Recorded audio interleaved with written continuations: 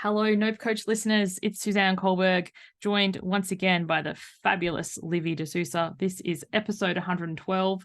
Don't have all your eggs in one basket. So we were just chatting about like how to diversify your online presence. And I was like, let's just stop and hit record.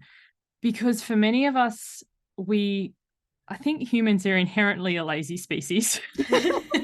And we find the thing that works and we stick to it. But the downside of that is to say, for example, your way that people come into your funnel, come into your business is through social media. So you have a really banging Instagram account and then you get hacked or something happens, you get inadvertently reported and your account gets shut down. Because I've known 3 people in the last month and a lot over time. And I imagine you have too, Livy. People lose access to their account. If all your eggs are in that basket, if you don't have a list, if you don't have any other means or platform of reaching people, you can kind of be, so say, up shit creek without a paddle. It's my own show. I can say that. So we wanted to chat about not having all your eggs in one basket. But then again, on the opposite side, I think sometimes people go the other way and scattergun and are in every basket. So they're on TikTok and Instagram and Facebook and they have their own show and then it's so exhausting. And I imagine, I don't know, but for me personally, when I had every platform available, it just felt like more places for me to accumulate spam. So it's kind of like sometimes the opposite to not having all your eggs in one basket is having your eggs everywhere. So finding a strategy that, works for you. And yeah, what have you got to say about this, Libby? Well, this particularly, as I was saying before we hit record, particularly came to the forefront of my mind when I was noticing, it was around when the hoo-ha was happening in America about the TikTok ban perhaps being put in place. And I was following people on TikTok that I've created a bit of a connection to, and I know that they were working hard, putting their 4 TikToks a day or whatever they were doing. I hope you can't hear. Yeah, I was going to say, what's that? I can hear it. Hang on, I'll pause. So yes, when the TikTok bang was happening and I was following these people that I really admired their hard work and they'd put in for years and built this platform, and that's where their leads were coming from. And I felt horrified for them to think that it just might be shut down. Sorry, we don't care, gone, bye-bye. And meanwhile, I was observing, like you said, people on the Meta platforms, Facebook, Instagram, and I don't know how many people I've seen who've lost their accounts or had hoax accounts or all the things that happen over there. And then for a while, Instagram was incentivizing people offering money for reels 1 minute, and that lasted all of 5 seconds. And then the next minute they're out there saying, oh, actually, no, we're going to charge you. And if you want the blue tick, you pay whatever. $15 a month or whatever it is, yes. And it just made me feel like, wow, you can't rely on things. So like you said, the scatter, you can't be everywhere and you can't focus on everything. But one thing it did make me think about is the value of podcasting and, of course, building your email list while you're at it. But yeah, just to be for the top of the funnel stuff, as if you like the marketing terms, to be able to just let people find you, you can use podcasting to be everywhere. You can focus on a couple of platforms as far as energy and headspace goes, but you can use the podcast and the clips, especially now since podcasting is hot and YouTube's getting behind it and all this sort of stuff, that the podcast video clips can drive people to your podcast, and you get to own your podcast.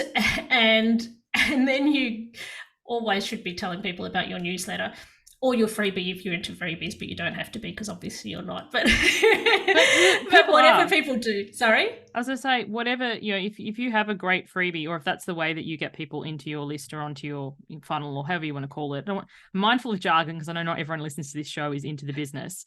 But, whatever your lead is or your way that you get people into your audience, letting people know regularly about it is really important. And I love how you spoke to podcasting, because I think, and I'm interested to hear your thoughts on this. This is something we haven't spoken about earlier. What personally I find is an understated perk of podcasting is the networking. Oh my God, As a yes. shy introvert, in-person networking, like let's go and so, like if I give you my business card, are you going to put it in the bin or will I? Ah, Podcasting, like when you get to go on each other's show, like we've met through, I've been on your show, you've been on my show, then you have that, you know about that person because you've spoken to them for, an hour or more. And the referrals, cross referrals, and that kind of thing that comes from that, I think is not really, people don't speak to that. I can't believe I didn't put that in my list of things to talk about because it is like huge. In fact, when I first podcasted, it was the biggest factor. In fact, it was the reason I my first podcast was when I was working for a company as in the marketing department, and I joined the local business network. And I'd done them before, kind of half-heartedly, turned up, swap the cards, and then you do the awkward email after. Do you happen to be needing anything in this field of blah blah blah? And then you've got no reason to contact them anymore unless you just keeping in touch and just follow up, just checking in. And so this time I went in all in and had the idea of doing podcasting, and it was my way of actually having a reason to talk to them that wasn't, hey, do you happen to need office supplies? Because and I really did, and I got unexpected benefits out of it. Like I formed these relationships, and then I was invited to join the board because I'm kind of there prominent and knowing people, and then I got invited like speaking gigs and invited to run a workshop, and it was definitely a way that I get to meet people and still do. And if you can't be bothered or don't have the time, or if you're a parent who's juggling things and has very precious time to leave the house to go to a networking event and get all the things done and doesn't want to do it after hours when the kids are home, it's your way to do it that is actually feeding your business, feeding your advertising sort of marketing and networking, and it ticks so many boxes. That's why. That's another thing that you just made mention to that I hadn't I'll circle back to is the speaking opportunities. So I don't do anything in person. I run my own business entirely online, but podcast guesting has given me a lot of opportunities to ask to speak, in people's groups that they run online, which is also, it's a paid speaking gig. So you get paid for that, but then the opportunity to be in front of even more people and meet people who, may or may not be your clients, but at least they know who to refer you to. So I think, the diversifying, like not having all your eggs in one basket, but look at something like podcasting as a platform. Podcasting isn't just podcasting. There's podcasting, networking, speaking. As you said on our previous episode, if you haven't listened to it, Livy was on the last episode, repurposing the podcast as a blog, like a transcript. So it ticks many things, but without you having to be scattered across many different platforms. Because if you say you picked social media as your thing, you might be like, well, I'm active on Instagram and LinkedIn and TikTok and Threads now, and that's a lot of different things to learn the rules and the ins and outs of. Whereas if you pick a thing like podcasting, then you can double down on that, but also have many offshoots, so you're still diversifying your message. Yeah, and you get to keep it too, really. I mean, you can always shift your RSS feed somewhere else if you need to, if something happens, but you're not going to, it's very unlikely anything really can happen to it. You can keep plugging away and keep doing your thing. So that's pretty powerful. So. Yeah, and also you own it. And like for this show, depending on how you're consuming it, you might be listening to it, but I also do put the videos up on YouTube. So I can have the same thing, but go across a multiple platform. And then people can choose how they choose to, take it in, whether they prefer to listen or watch or read, because YouTube does come up with the transcript as well. So it saves me having to do it, because I will own the title of efficient, not lazy. Excellent. And now YouTube is actually pushing podcasts. You can do YouTube in a number of ways. I've learned heaps about YouTube because I work for and learn from Tina Harris, who's a YouTuber, and Lala's Big Light Band, actually. So I've learned from her, and Bounce Patrol a lot about YouTube. So that's a whole other topic. Yeah. Do you offer YouTube services?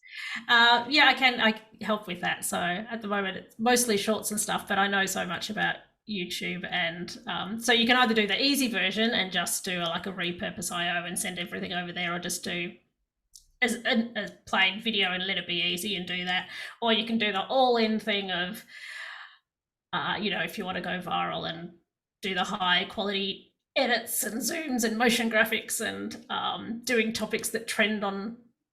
Yeah, that's a whole other topic. But you do trending topics for YouTube to get the reach, and then you do nurturing topics and blah blah blah. So there's a whole lot for YouTube. But actually, YouTube is pushing podcasts, so make sure if you do it, have a podcast on there that you've got it set as a podcast now. Done all that? Yeah, good. I saw that and I was like, oh, okay, I'll tick that. I just got to remember when I upload the episodes to add it to that list. This has been fabulous once again, Livy. Let people know what you do and where they can find you and about your own show. Yes. Well, mine is Magnetic Pod. Pod is in short for podcasting, or short for finding your pod of people that your group, your peeps. And so there's Magnetic Pod, and my business is Livy Music Media, so LIVVI Music Media. So you can Google that or find the website, or that's my handle everywhere. I love it. Thank you so much for joining me. Thank you everyone for listening. We'll catch you on another episode. Bye. Thanks. For now. Bye.